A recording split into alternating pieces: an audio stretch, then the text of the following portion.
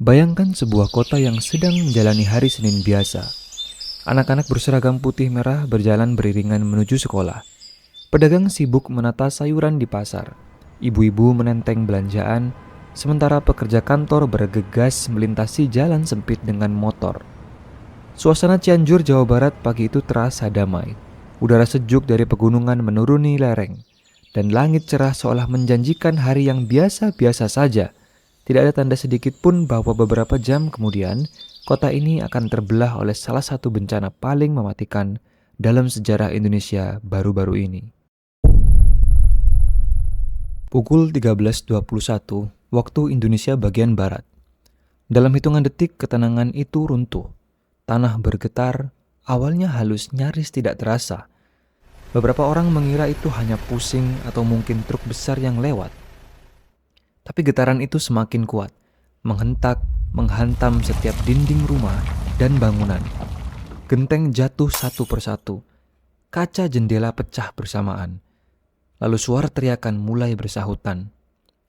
Cianjur diguncang gempa bumi bermagnitud 5,6 skala Richter. Pusatnya dangkal, hanya sekitar 10 km di daratan. Artinya daya rusaknya luar biasa. Dalam 30 detik saja rumah-rumah roboh, sekolah ambruk dan pasar berubah menjadi puing-puing. Beberapa warga bersumpah bahwa mereka mendengar suara geraman dari tanah, seperti bumi sedang marah. Suara itu bercampur dengan derit besi yang patah, tembok yang runtuh, dan jeritan manusia. Apakah itu hanya imajinasi karena panik, atau memang ada sesuatu yang lain? Tidak ada yang bisa membuktikan. Yang pasti, Cianjur saat itu bukanlah kota yang sama. Di salah satu desa yang paling parah terdampak, orang-orang berlari menyelamatkan diri. Seorang ibu mendorong anaknya keluar dari pintu rumah hanya beberapa saat sebelum atap kayu ambruk menghantam lantai. Seorang kakek tua terjebak di bawah kusen pintu, ditarik paksa oleh tetangganya yang gemetar. Jalanan penuh dengan debu dan kepulan asap, seakan seluruh kota diselimuti kabut kematian. Dan inilah bagian yang paling menakutkan. Tidak ada yang siap. Tidak ada alarm, tidak ada tanda peringatan dini. Satu-satunya peringatan adalah getaran itu sendiri. Dan ketika orang sadar, semua sudah terlambat. Sampai titik ini mungkin kamu berpikir, oke, ini kisah bencana alam biasa. Tapi percayalah, ini lebih kelam dari sekedar reruntuhan. Karena di balik data resmi yang akan kita bahas nanti ada testimoni-testimoni ganjil dari warga, suara-suara gaib, bayangan besar yang melintas di sela kepulan debu, hingga perasaan seakan bumi bukan hanya bergetar, tapi hidup.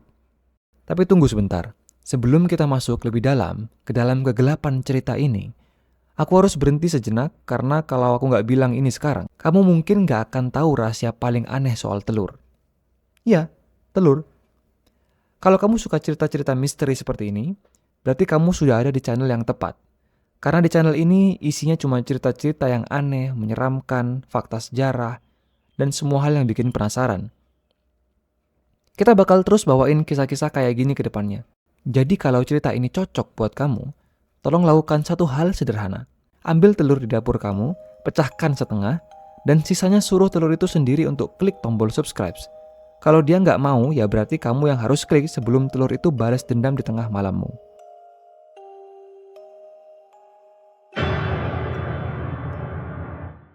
Debu masih memenuhi udara, dan orang-orang hanya bisa menatap kosong ke arah rumah mereka yang rata dengan tanah. Dalam waktu kurang dari 1 menit, hidup mereka berubah selamanya. Ada anak-anak yang hilang, tertimbun di bawah sekolah yang runtuh. Ada orang tua yang berlari tapi tak sempat mencapai pintu. Data resmi nanti menyebutkan bahwa lebih dari 600 orang tewas, ribuan luka-luka, dan lebih dari 73.000 rumah hancur.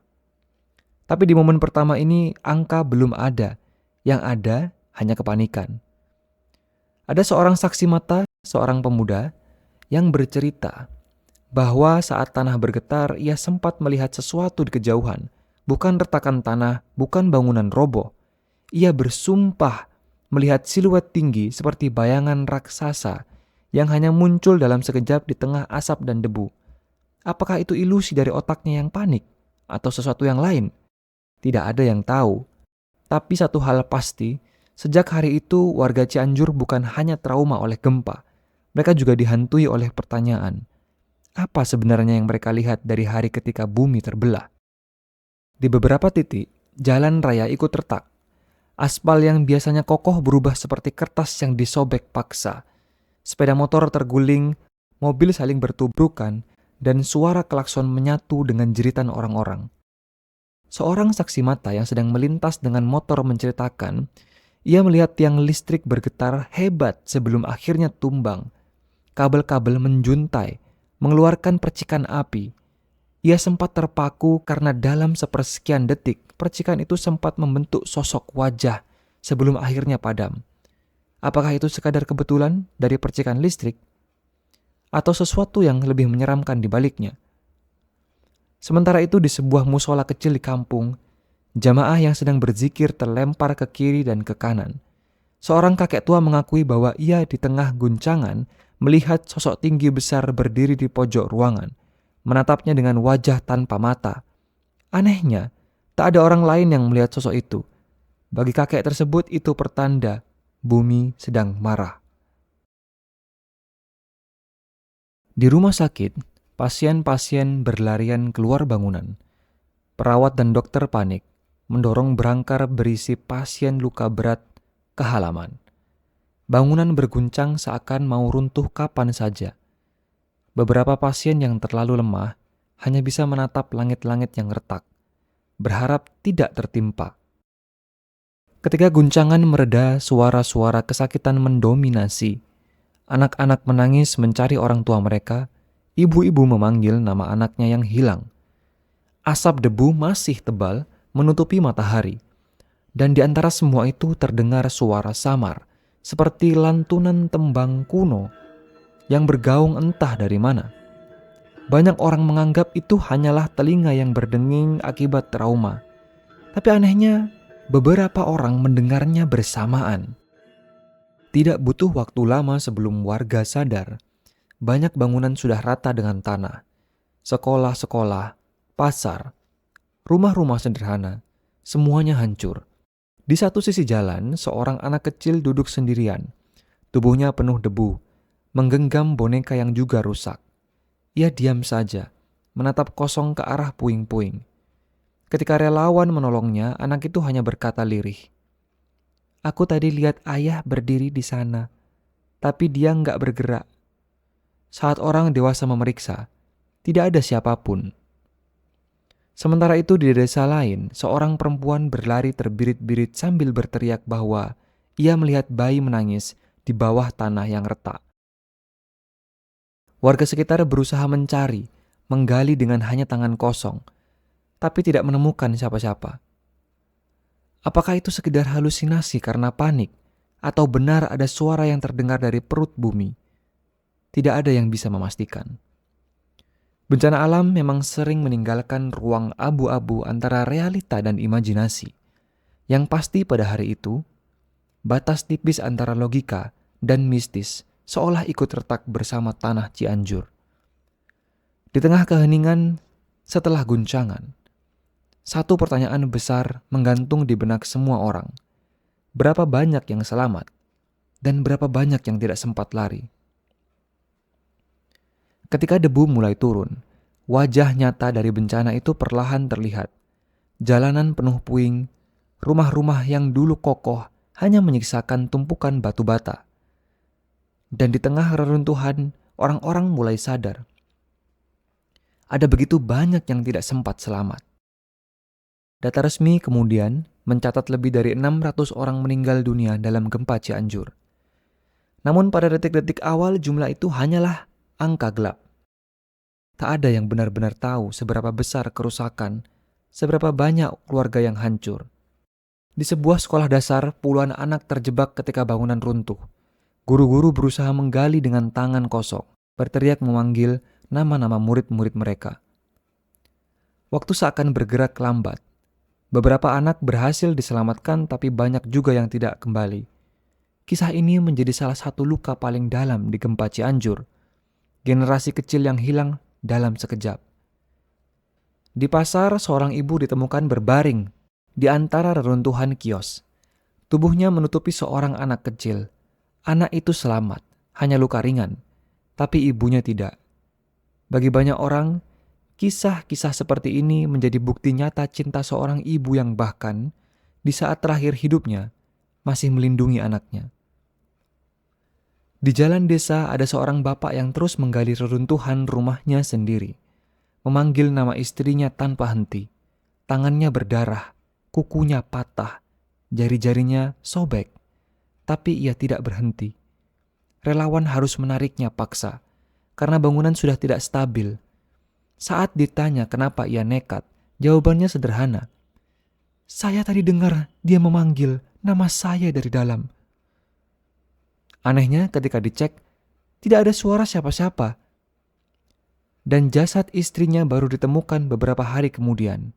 Apakah benar suara itu nyata atau hanya gema dari rasa putus asa? Tidak ada yang bisa membedakan.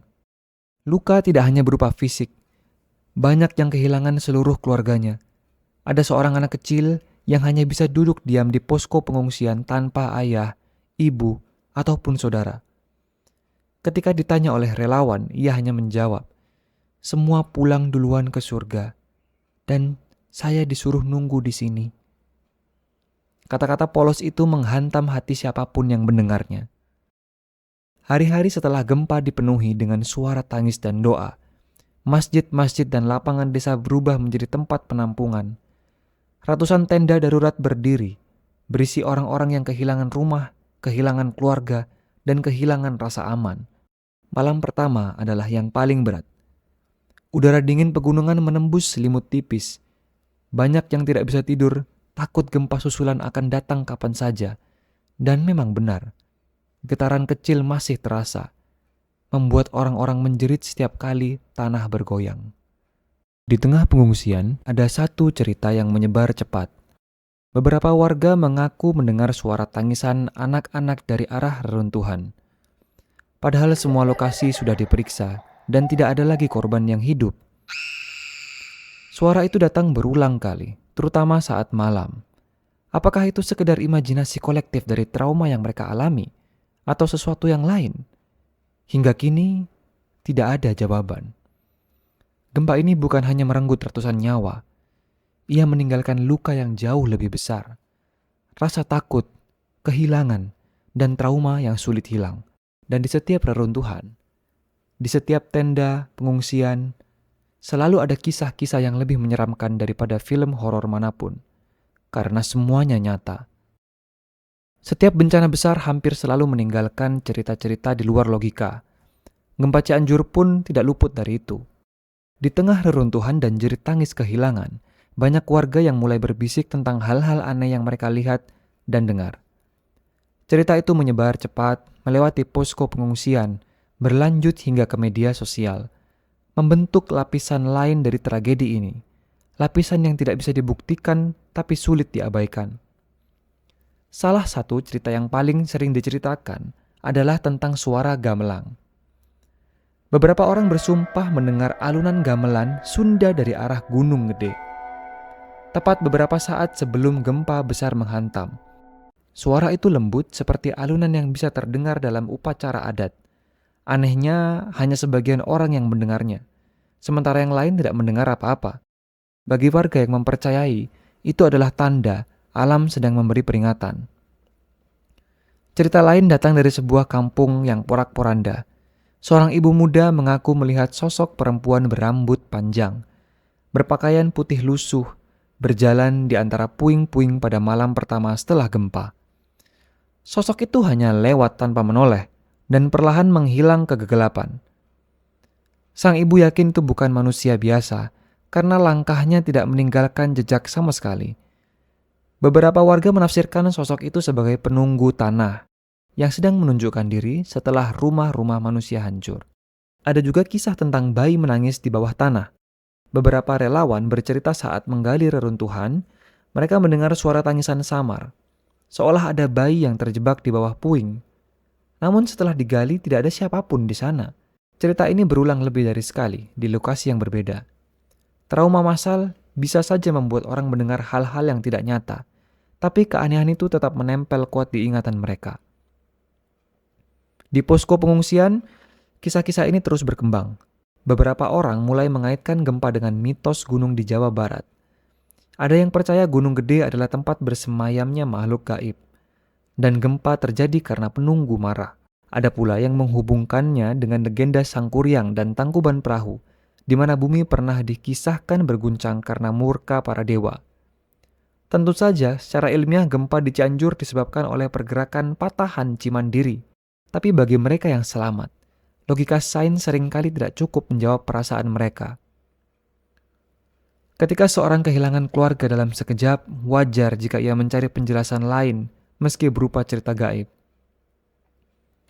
Mitos lain yang beredar cukup menyeramkan.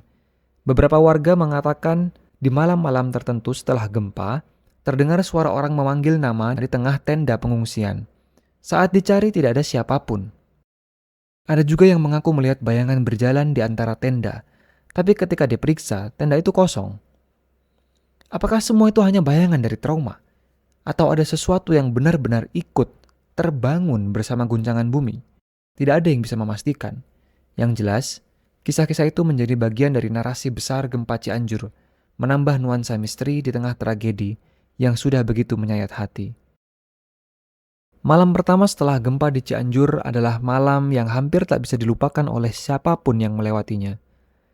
Langit cepat sekali gelap, dan ketika listrik padam, kegelapan benar-benar total. Bayangkan ribuan orang yang kehilangan rumah dalam hitungan detik. Mereka hanya punya pakaian yang menempel di badan, sebagian bahkan tanpa alas kaki. Semua orang berkumpul di lapangan terbuka, di jalanan, atau di tanah kosong. Suara tangisan terdengar di mana-mana. Anak-anak menjerit ketakutan setiap kali ada getaran susulan. Sementara orang dewasa berusaha menenangkan, meski mereka sendiri panik. Angin malam membawa udara dingin pegunungan, menusuk kulit yang hanya berlapis kain tipis. Di tengah gelap itu, hanya dua hal yang benar-benar terdengar jelas. Suara doa, orang-orang yang berdoa dengan keras memohon agar bumi berhenti berguncang, dan suara sirine ambulans. Setiap kali sirine melintas, orang tahu ada korban lain yang dibawa. Beberapa warga mengatakan malam itu terasa seperti malam kiamat kecil. Tidak ada yang bisa tidur, semua orang waspada, menatap langit, menunggu kalau-kalau gempa besar datang lagi. Di titik ini ketakutan bercampur dengan rumor supernatural. Ada yang bilang melihat bayangan berjalan di atas reruntuhan. Ada yang mendengar suara gamelan dari arah gunung. Ada pula yang yakin mereka melihat sosok putih melintas di pinggir lapangan. Mungkin itu hanya ilusi, mungkin juga trauma. Tapi di malam yang gelap gulita, imajinasi bisa jadi jauh lebih menakutkan daripada kenyataan. Bayangin, lagi tengah malam, bumi goyang, listrik mati, dan semua orang lari keluar rumah. Di situ cuma ada dua pilihan, bertahan hidup atau panik. Nah, di YouTube juga sama, ada dua pilihan, klik tombol subscribe sekarang atau biarin channel ini ambruk kayak rumah tanpa pondasi. Dan percaya deh, kalau kamu klik tombol subscribe, bukan berarti kamu selamat dari gempa. Tapi setidaknya, kamu bakal selamat dari ketinggalan cerita-cerita aneh berikutnya. Jadi ayo, subscribe sekarang, sebelum tanah di bawah kursi kamu... ya, kamu ngerti maksudku. Balik lagi ke cerita. Di posko pengungsian darurat, relawan mulai membagikan makanan. Tapi masalah lain muncul. Hujan deras turun malam itu. Hujan bercampur lumpur membuat tenda-tenda darurat basah. Beberapa ambruk, membuat suasana semakin kacau. Orang-orang yang sudah trauma karena gempa kini harus menggigil kedinginan di tanah basah. Seorang relawan menggambarkan suasana malam pertama itu seperti adegan film survival. Ribuan orang berkumpul tanpa penerangan, hanya mengandalkan cahaya lilin atau lampu minyak. Anak-anak yang meringkuk di pangkuan orang tua yang menatap kosong ke tanah, sementara yang muda mundar-mandir mencari kabar keluarga yang belum ditemukan. Beberapa orang berani berjalan ke reruntuhan rumah mereka untuk mencari barang-barang, tapi banyak juga yang tidak sanggup. Ada kesan bahwa reruntuhan itu hidup. Karena setiap kali mereka mendekat, terdengar bunyi aneh seperti batu bergeser, pintu berderit, meski tak ada angin. Malam pertama ini menandai awal dari masa panjang penuh duka. Dan bagi banyak korban, suara-suara misterius yang mereka dengar malam itu akan terus menghantui, bahkan lebih lama daripada gempa susulan. Malam itu di Cianjur dingin menusuk, ratusan tenda darurat berjajar rapat di lapangan terbuka, halaman sekolah, bahkan pinggir jalan. Dari kejauhan, deretan tenda biru, oranye, dan hijau itu tampak seperti lautan warna yang berdenyut di bawah cahaya lampu seadanya. Tapi kalau melangkah lebih dekat, kenyataan pahit segera terasa. Suara tangisan anak-anak, keluhan orang tua yang menggigil, dan bisikan lemah para lansia yang hanya bisa pasrah menatap gelapnya malam. Gempa susulan terus datang, meski kecil tapi cukup untuk membuat orang tidak bisa tidur nyenyak. Setiap kali tanah bergetar, sekecil apapun, detik itu juga puluhan orang bangun, berteriak, lalu bersiap kabur ke tanah lapang. Trauma membuat waktu seakan membeku. Di beberapa tenda, warga mulai bercerita. Ada yang kehilangan rumah, ada yang kehilangan anggota keluarga, ada juga yang kehilangan arah. Suasana terasa berat, seperti kabut gelap yang menutup semua harapan. Namun di antara semua itu, muncul cerita lain, kisah yang agak berbeda. Beberapa orang bersumpah mereka mendengar suara-suara aneh saat malam tiba. Bukan tangisan manusia, bukan juga reruntuhan, melainkan bisikan samar dari runtuhan rumah yang gelap. Seperti ada yang memanggil nama mereka. Atau terdengar suara langkah-langkah kecil yang berjalan di antara puing-puing, padahal tidak ada siapapun di sana. Apakah itu hanya ilusi karena trauma? Atau ada sesuatu yang lain yang berdiam di sisa-sisa bangunan yang roboh? Di Cugenang, salah satu wilayah yang paling parah terdampak, reruntuhan rumah berserakan seperti puzzle yang tak pernah bisa disusun kembali. Tumpukan batu bata, genting, dan kayu masih menyimpan bau debu yang menusuk di hidung. Di siang hari tempat itu sudah cukup menyeramkan, tapi saat malam tiba, suasana berubah menjadi sesuatu yang jauh lebih mencekam. Beberapa warga yang tenda daruratnya berdekatan dengan reruntuhan mengaku sering mendengar suara, seperti tangisan samar, kadang suara panggilan lirih, seringkali terdengar jelas menyebut nama orang tertentu yang membuat bulu kuduk berdiri. Nama yang dipanggil itu biasanya adalah anggota keluarga mereka yang sudah meninggal tertimpa bangunan. Seorang ibu bercerita, saat tengah malam ia mendengar anaknya yang sudah ditemukan tak bernyawa, seperti memanggil dari arah puing rumah mereka. Ia menggigil ketakutan, tapi juga menangis karena suara itu terdengar nyata, seakan anaknya masih hidup dan memanggil minta pertolongan. Tak berhenti sampai di situ. Ada pula relawan yang mengaku melihat bayangan putih melintas cepat di antara puing sekolah yang ambruk. Awalnya mereka mengira itu hanya warga yang tersesat. Tapi ketika disusul dengan senter, bayangan itu lenyap begitu saja. Cerita-cerita semacam ini menyebar cepat dari tenda ke tenda. Sebagian percaya, sebagian lagi menganggap itu hanya ilusi akibat kelelahan, trauma, atau bahkan halusinasi karena kurang tidur. Tapi faktanya makin banyak yang bersaksi, mendengar atau melihat sesuatu yang tak bisa dijelaskan.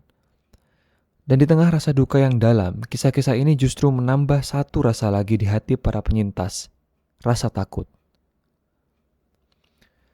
Hari-hari setelah gempa Cianjur terasa seperti mimpi buruk yang tak kunjung berakhir.